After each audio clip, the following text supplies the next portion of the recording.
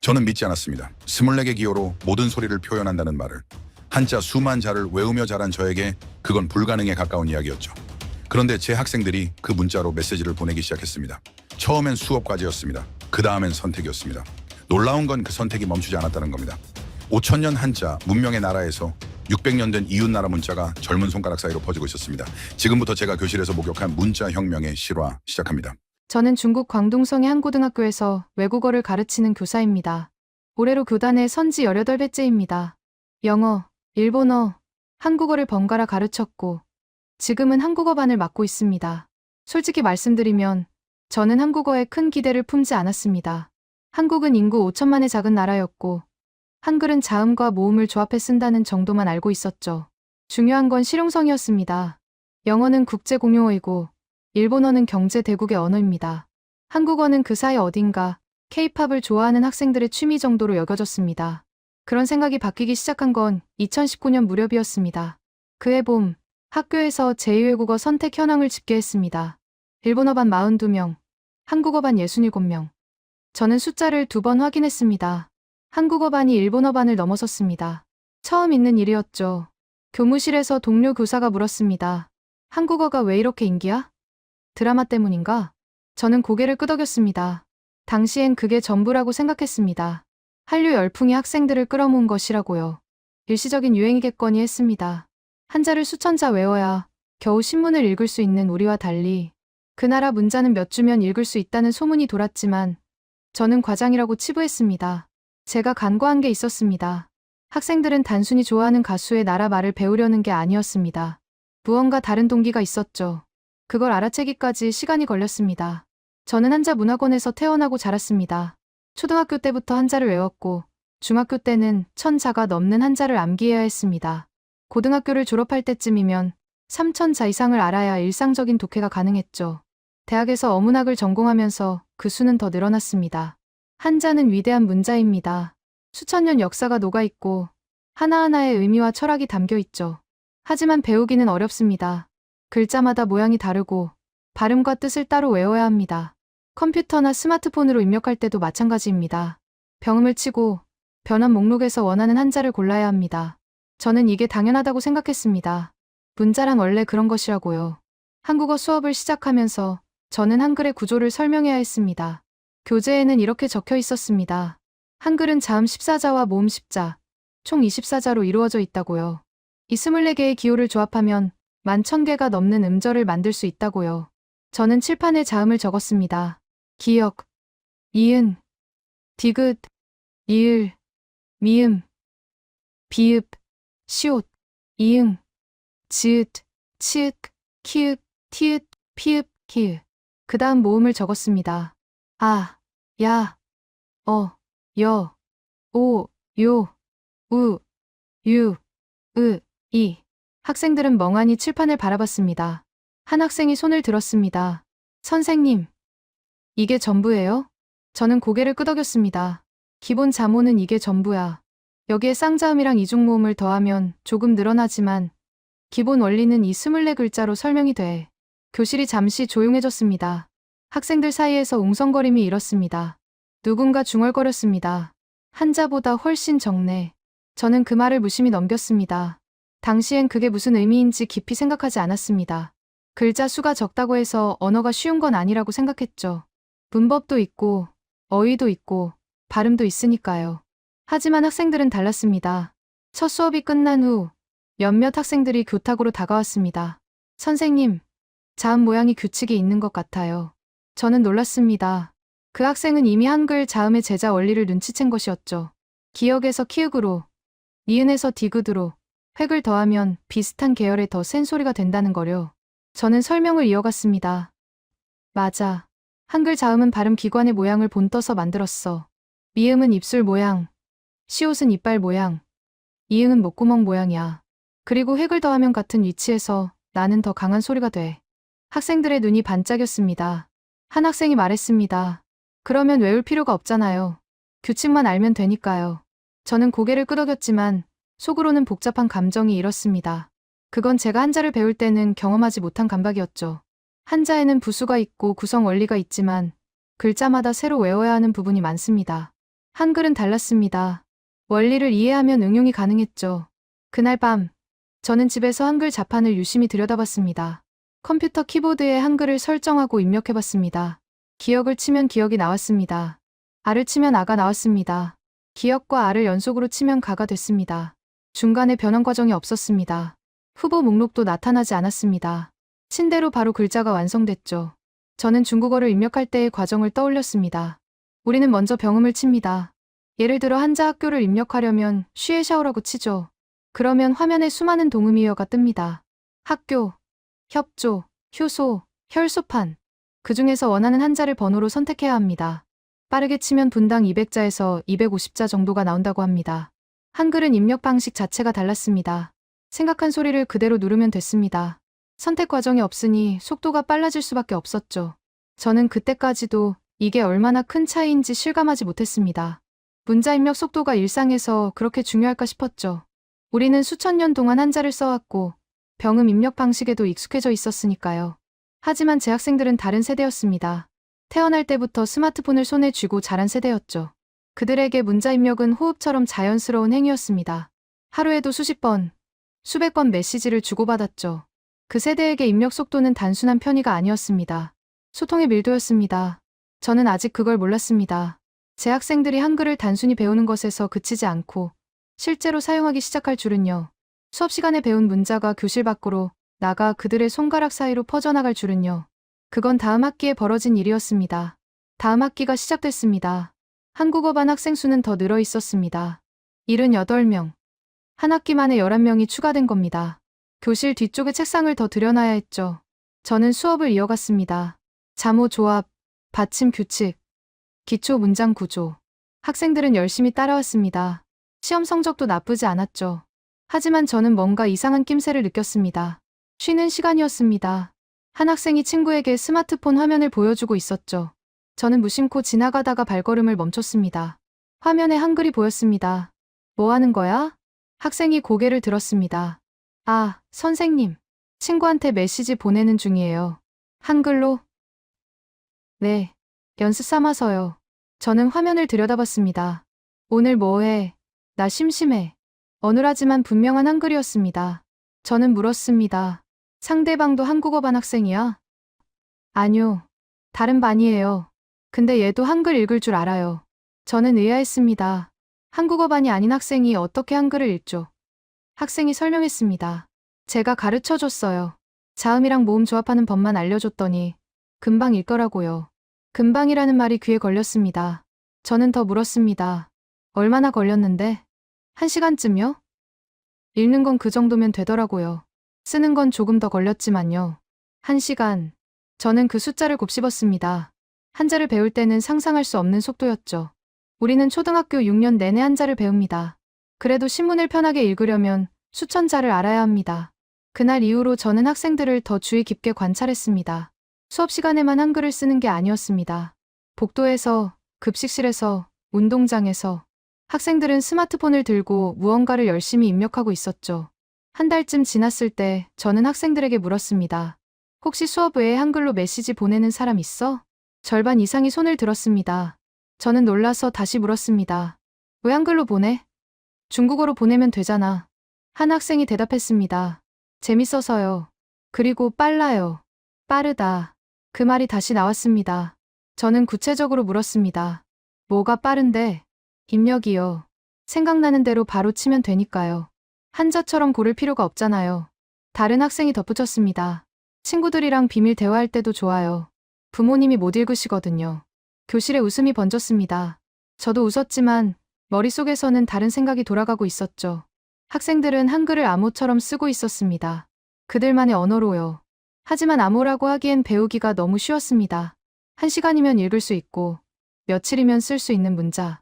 그건 암호가 아니라 새로운 소통 도구였습니다. 저는 집에 돌아와서 자료를 찾아봤습니다. 한글의 입력 효율성에 관한 연구들이 있었죠.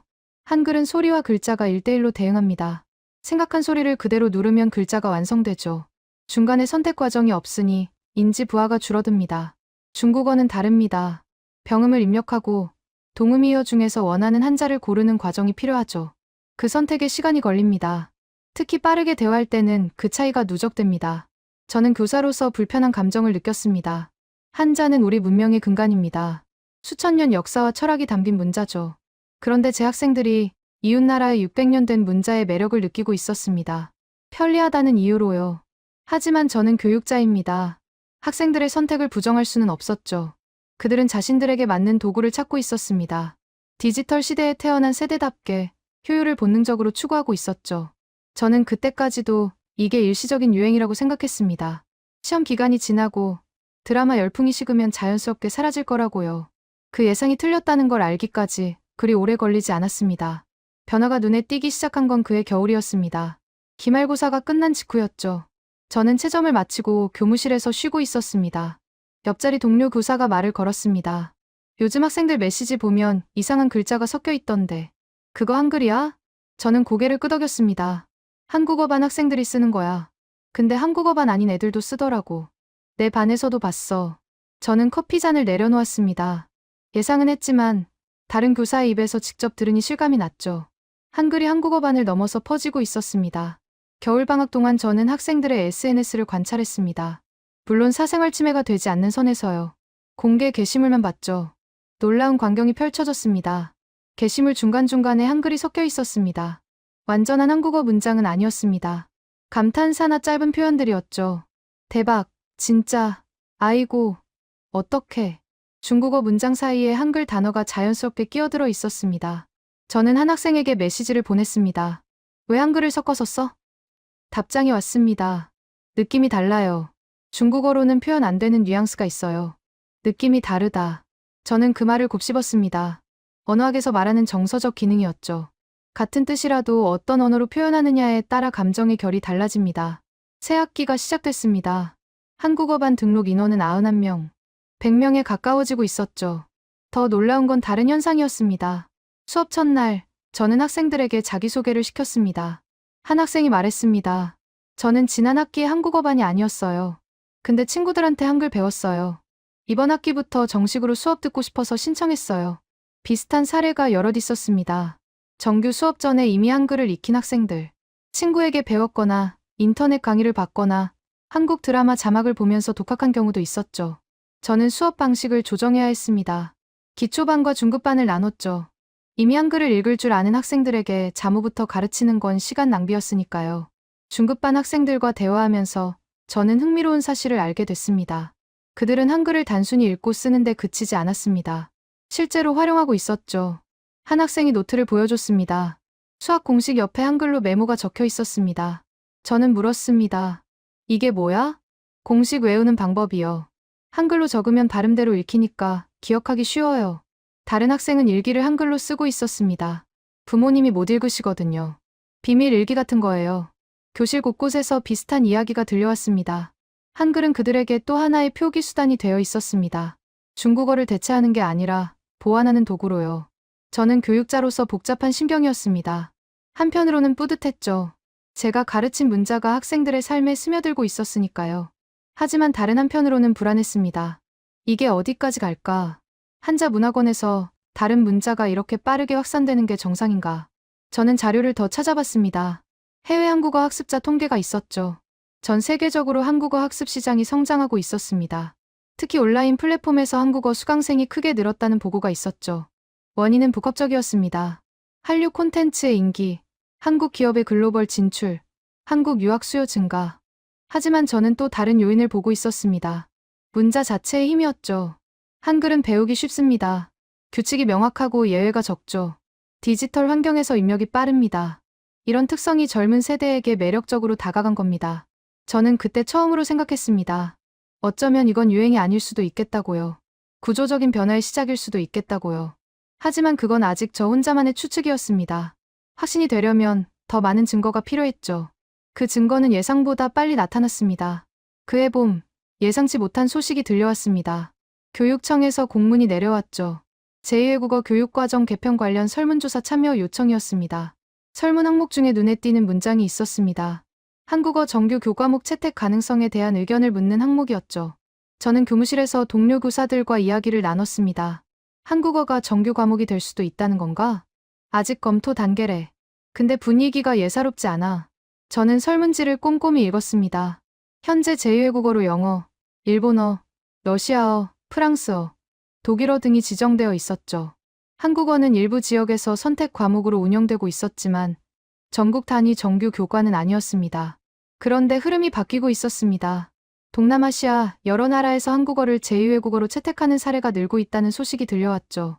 태국은 이미 대학 입시에 한국어를 포함시켰고 베트남과 인도에서도 한국어 교육이 확대되고 있었습니다.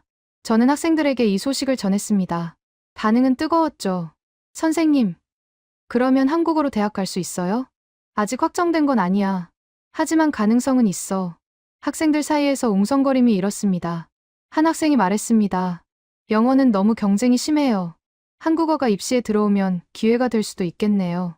저는 고개를 끄덕였습니다. 실용적인 계산이었죠. 영어는 거의 모든 학생이 배웁니다. 경쟁이 치열할 수밖에 없죠. 반면 한국어는 아직 소수가 선택하는 과목입니다. 선점 효과가 있을 수 있었죠. 하지만 저는 다른 측면도 보고 있었습니다. 입시 전략만으로는 설명되지 않는 부분이 있었죠. 학생들은 이미 한글을 쓰고 있었습니다. 정규 과목이 되기 전부터요. 제도가 수요를 만든 게 아니라 수요가 제도를 끌어당기고 있었습니다. 그 무렵 다른 변화도 감지됐습니다. 학교 밖에서 한국어 학원이 늘어나고 있었죠. 시내 중심가에 새로 생긴 어학원 간판을 봤습니다. 한국어 회화반 모집, K-팝 가사로 배우는 한국어. 저는 호기심에 그 학원을 찾아갔습니다. 접수처 직원에게 물었죠. 수강생이 많아요? 요즘 계속 늘고 있어요. 특히 중고등학생들이 많이 와요. 저는 더 물었습니다. 주로 어떤 목적으로 배우나요? 다양해요. 드라마 보려고, 아이돌 팬미팅 가려고, 유학 준비하려고. 근데 요즘은 그냥 재밌어서 배운다는 애들도 많아요. 재밌어서. 그 말이 귀에 남았습니다. 언어학습의 동기가 바뀌고 있었죠. 예전에는 취업이나 유학처럼 실용적 목적이 주였습니다. 지금은 즐거움 자체가 동기가 되고 있었습니다. 저는 학교로 돌아와서 생각에 잠겼습니다. 제가 목격하고 있는 건 단순한 교실 안의 현상이 아니었습니다. 더 큰 흐름의 일부였죠. 한류 콘텐츠가 문화적 관심을 만들고 그 관심이 언어학습으로 이어지고 언어학습이 문자 사용으로 확장되는 연쇄 반응이었습니다. 그리고 그 연쇄 반응의 중심에 한글의 구조적 특성이 있었습니다. 배우기 쉽고 쓰기 빠르고 규칙이 명확한 문자. 디지털 세대에게 최적화된 도구였죠. 저는 처음으로 인정했습니다. 이건 유행이 아니라 흐름이라고요. 한 학교, 한 지역의 현상이 아니라 더 넓은 범위에서 일어나고 있는 변화라고요. 하지만 저는 아직 결정적인 장면을 보지 못했습니다. 이 모든 변화가 하나의 순간으로 수렴되는 장면을요. 그 순간은 여름에 찾아왔습니다. 그해 6월이었습니다. 학교에서 외국어 말하기 대회를 개최했죠. 영어, 일본어, 한국어 세 부문이 있었습니다. 저는 한국어 부문 심사를 맡았습니다. 대회 당일 강당에 학생들이 모였습니다. 영어 부문 참가자가 가장 많았죠. 45명, 일본어는 23명, 한국어는 31명이었습니다. 숫자만 보면 영어가 압도적이었지만 저는 다른 데 주목하고 있었습니다. 한국어 부문 참가자 중 절반 이상이 한국어반 수업을 들은 지 1년이 채 안 된 학생들이었죠. 그런데도 대회에 나왔습니다. 자신감이 있다는 뜻이었습니다. 첫 번째 참가자가 무대에 올랐습니다. 이름은 린웨이, 고등학교 2학년 여학생이었죠. 주제는 자유였습니다. 린웨이가 마이크를 잡았습니다. 안녕하세요. 저는 린웨이입니다. 오늘 제가 이야기하고 싶은 건 문자에 대한 거예요. 저는 펜을 들고 채점표를 준비했습니다. 린웨이가 말을 이었습니다. 저는 어릴 때부터 한자를 배웠어요. 초등학교 때 1000자, 중학교 때 2000자, 지금은 3000자 넘게 알아요. 한자는 어려워요. 하나하나 외워야 하니까요. 근데 작년에 한글을 배웠어요. 놀라웠어요. 24개만 알면 모든 소리를 쓸 수 있었어요. 강당이 조용해졌습니다. 린웨이의 발음은 완벽하지 않았지만 내용이 명확했죠. 처음에는 믿기 어려웠어요. 이렇게 쉬운 문자가 있다고요. 근데 진짜였어요. 일주일 만에 읽을 수 있었고 한 달 만에 쓸 수 있었어요. 한자로는 상상할 수 없는 속도였어요. 린웨이가 잠시 멈췄습니다. 그리고 스마트폰을 꺼내 들었죠. 이건 제 친구한테 보낸 메시지예요. 한글로 썼어요. 친구도 한글을 몰랐는데 제가 가르쳐줬어요. 30분 걸렸어요.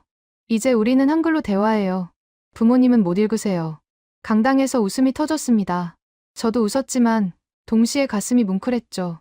한글은 과학적인 문자래요. 발음 기관 모양을 본떠서 만들었대요. 규칙이 있어요. 규칙을 알면 응용할 수 있어요. 한자는 그렇지 않아요. 글자마다 따로 외워야 해요. 리네이가 마무리를 향해 갔습니다. 저는 한자를 싫어하는 게 아니에요. 한자는 우리 역사예요. 하지만 한글을 배우면서 깨달았어요. 문자는 도구예요. 좋은 도구는 쓰기 쉬워야 해요. 한글은 좋은 도구예요. 감사합니다. 박수가 터졌습니다. 저는 채점표에 점수를 적으면서 손이 떨렸습니다. 리네이는 제가 수업에서 가르친 내용을 자기 언어로 소화해서 말하고 있었죠. 대회가 끝난 후 결과가 발표됐습니다. 리네이가 한국어 부문 1등을 차지했죠. 저는 리네이에게 다가갔습니다. 축하해. 발표 정말 잘했어. 감사합니다, 선생님. 그 내용 직접 생각한 거야? 네. 평소에 느꼈던 거예요. 한글 배우면서 계속 신기했거든요. 저는 물었습니다. 앞으로 한국어 계속 공부할 거야? 네.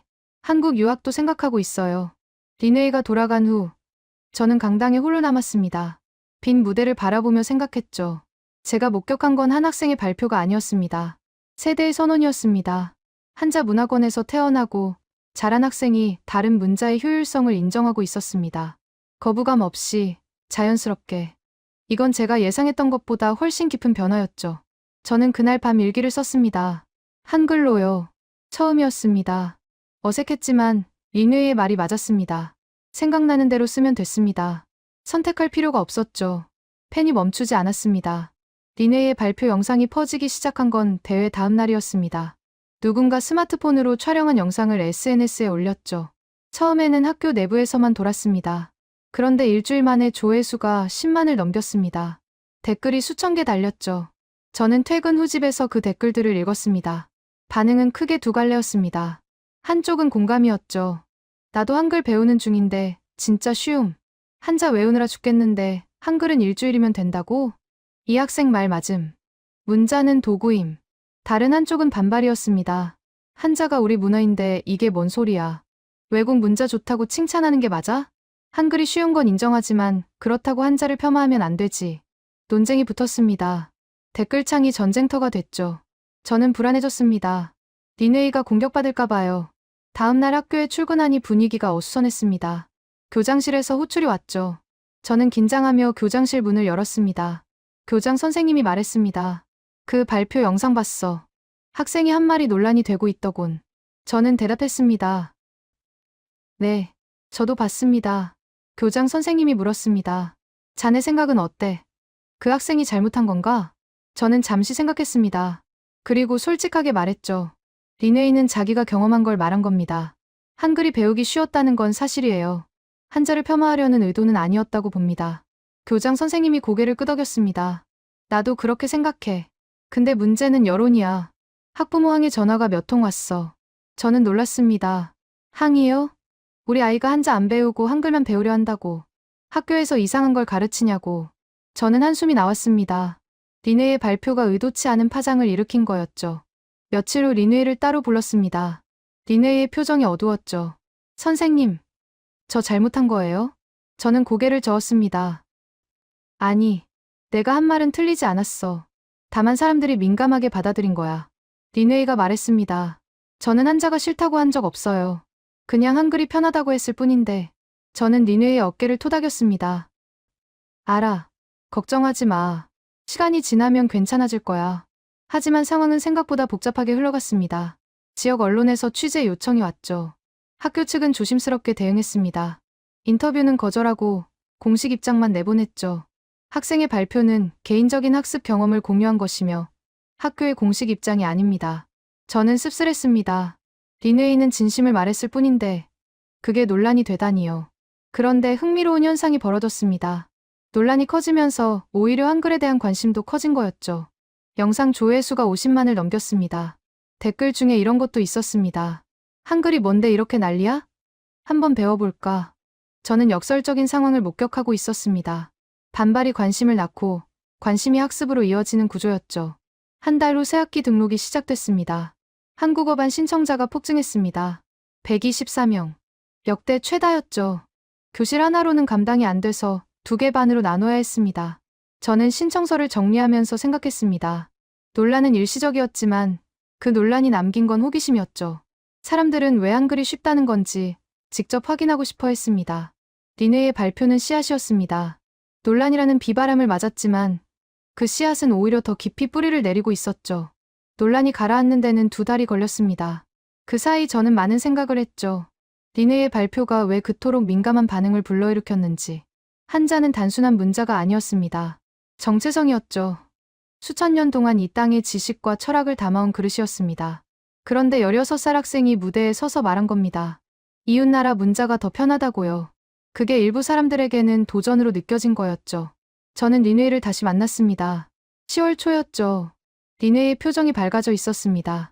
선생님, 요즘 이상한 일이 있어요. 뭔데? 모르는 사람들이 메시지를 보내요. 한글 어떻게 배웠냐고요. 저는 놀랐습니다. 어디서 연락처를 알았대? 영상 댓글에 제 SNS 남긴 사람이 있었나 봐요. 거기로 연락이 와요.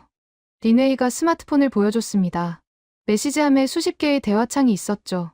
대부분 한글 학습 방법을 묻는 내용이었습니다. 처음에는 무서웠어요. 근데 진짜 궁금해하는 사람들이더라고요. 그래서 대답해줬어요. 저는 물었습니다. 뭐라고 대답했는데? 제가 배운 방법 그대로요. 자음 모음 외우고, 조합 규칙 익히고, 매일 조금씩 쓰라고요. 린웨이가 웃으며 말했습니다. 어떤 사람은 일주일 만에 읽을 수 있게 됐다고 고맙다고 했어요. 저는 가슴이 뭉클했습니다. 린웨이는 자신도 모르는 사이에 교사가 되어 있었죠. 논란의 중심에 섰던 학생이 이제 다른 사람들에게 배움을 나눠주고 있었습니다. 그 무렵 저도 변화를 겪고 있었습니다. 동료 교사들의 태도가 달라졌죠. 예전에는 한국어반을 취미 수업 정도로 여기던 분들이 진지하게 물어오기 시작했습니다. 한글이 정말 그렇게 배우기 쉬워? 학생들이 왜 그렇게 좋아해? 저는 설명했습니다. 구조의 규칙성, 입력의 효율성, 학습의 접근성. 동료들은 고개를 끄덕였죠. 일부는 직접 한글을 배워보겠다고 했습니다. 영어 교사인 장 선생님이 말했습니다. 나도 한번 배워볼까? 요즘 한국 드라마 자막 없이 보고 싶거든. 저는 웃으며 대답했습니다. 언제든 가르쳐 드릴게요. 학교 분위기가 조금씩 바뀌고 있었습니다. 한국어는 더 이상 소수의 취미가 아니었죠. 관심의 대상이 되고 있었습니다. 그해 10월, 학교에서 학부모 공개 수업을 진행했습니다. 저는 한국어반 수업을 공개했죠. 교실 뒤에 학부모 15명이 앉았습니다. 저는 긴장했습니다. 린웨이 영상 논란 이후 학부모들의 시선이 신경 쓰였거든요. 하지만 수업은 평소처럼 진행했습니다. 수업이 끝난 후 한 학부모가 다가왔습니다. 선생님, 질문이 있어요. 저는 긴장하며 대답했습니다. 네, 말씀하세요. 우리 아이가 요즘 한글로 일기를 쓰더라고요. 처음엔 걱정했어요. 근데 아이가 행복해 보여요. 글 쓰는 걸 좋아하게 됐대요. 저는 놀랐습니다. 예상과 다른 반응이었죠. 학부모가 말을 이었습니다. 한자로는 일기 쓰기 싫어했거든요. 글자 틀릴까봐 스트레스 받는다고. 근데 한글은 편하대요. 생각나는 대로 쓸 수 있다고. 저는 고개를 끄덕였습니다. 한글은 소리와 글자가 직접 연결돼서 그래요. 중간에 고민할 필요가 없거든요. 학부모가 미소 지었습니다. 고마워요, 선생님. 아이한테 좋은 걸 가르쳐 주셔서. 저는 그 말을 듣고 한동안 멍했습니다. 논란 이후 걱정만 했는데 정작 현장에서는 다른 일이 벌어지고 있었죠. 학생들은 한글을 통해 표현의 즐거움을 발견하고 있었습니다. 집으로 돌아오는 길, 저는 생각했습니다. 반발은 시끄러웠지만 일시적이었죠. 변화는 조용했지만 꾸준했습니다. 그리고 꾸준한 것이 결국 이깁니다. 저는 그날 처음으로 확신했습니다. 이 흐름은 멈추지 않을 거라고요. 저는 여전히 같은 학교에서 한국어를 가르치고 있습니다. 달라진 건 규모였죠. 한국어반은 이제 3개 반으로 운영됩니다. 학생 수는 200명을 넘겼습니다. 학교에서 가장 인기 있는 제2외국어가 됐죠. 린웨이는 졸업했습니다. 한국 대학에 진학했죠. 서울에 있는 대학에서 미디어학을 전공하고 있습니다. 가끔 메시지를 보내옵니다. 물론 한글로요. 선생님, 저 여기서 잘 지내요. 한글 배워둬서 정말 다행이에요. 저는 그 메시지를 볼 때마다 웃음이 납니다. 3년 전 강당에서 떨리는 목소리로 발표하던 학생이 이제 한국에서 대학 생활을 하고 있으니까요. 린웨이만 그런 게 아닙니다. 제가 가르친 학생 중 23명이 한국 유학을 떠났습니다. 한국 기업에 취직한 졸업생도 7명입니다. 한국어가 그들에게 기회의 문을 열어준 거죠. 저도 변했습니다. 이제 한글로 일기를 씁니다. 처음에는 어색했지만 지금은 자연스럽습니다. 생각이 손끝으로 바로 흘러가는 느낌이 좋습니다. 한자로 쓸 때와는 다른 속도감이 있죠. 물론 한자를 버린 건 아닙니다. 공식 문서나 학술 자료는 여전히 한자로 씁니다. 두 문자가 제 안에서 공존하고 있죠. 하나는 깊이를 위해, 하나는 속도를 위해. 학생들도 마찬가지입니다. 한글을 배웠다고 해서 한자를 잊지 않습니다. 오히려 두 문자를 비교하면서 각각의 특성을 더 잘 이해하게 됐죠. 한자의 함축성, 한글의 직관성, 둘 다 가치가 있습니다. 지난달 교육청에서 발표가 있었습니다. 내년부터 우리 지역에서 한국어가 정규 제2외국어 과목으로 채택된다고요. 오랫동안 논의되던 일이 마침내 결정된 겁니다. 저는 그 소식을 듣고 교무실에 혼자 앉아 있었습니다. 창밖을 바라보며 생각했죠. 3년 전만 해도 상상하기 어려운 일이었습니다. 한국어가 취미에서 정규 과목이 되기까지. 하지만 돌이켜보면 필연적인 흐름이었습니다. 학생들이 먼저 움직였죠. 제도는 그 뒤를 따랐을 뿐입니다. 문자는 도구입니다. 린웨이가 발표에서 했던 말이죠. 저는 그 말에 한 문장을 덧붙이고 싶습니다. 좋은 도구는 스스로 퍼집니다. 한글은 스스로 퍼졌습니다. 교실에서 복도로, 학교에서 가정으로, 도시에서 도시로. 누군가 강요해서가 아니었습니다. 써본 사람이 편리함을 느꼈고 그 경험을 다른 사람과 나눴죠. 저는 그 과정을 지켜본 증인입니다. 교사로서, 관찰자로서, 그리고 이제는 사용자로서. 오늘 아침 수업에서 한 학생이 질문했습니다. 선생님, 한글은 누가 만들었어요? 저는 대답했습니다. 조선의 세종대왕이 만들었어. 백성들이 쉽게 배울 수 있는 문자를 만들고 싶었대. 학생이 고개를 끄덕였습니다. 정말 쉽긴 해요. 우리한테도요. 저는 웃었습니다. 600년 전 한왕이 품었던 꿈이 지금 여기 중국의 한 교실에서 실현되고 있었죠. 쉽게 배울 수 있는 문자. 그 단순한 목표가 국경을 넘고 시대를 넘어 살아남았습니다. 저는 칠판에 오늘의 문장을 적었습니다. 배움에는 국경이 없습니다. 학생들이 따라 읽었습니다. 한글로요.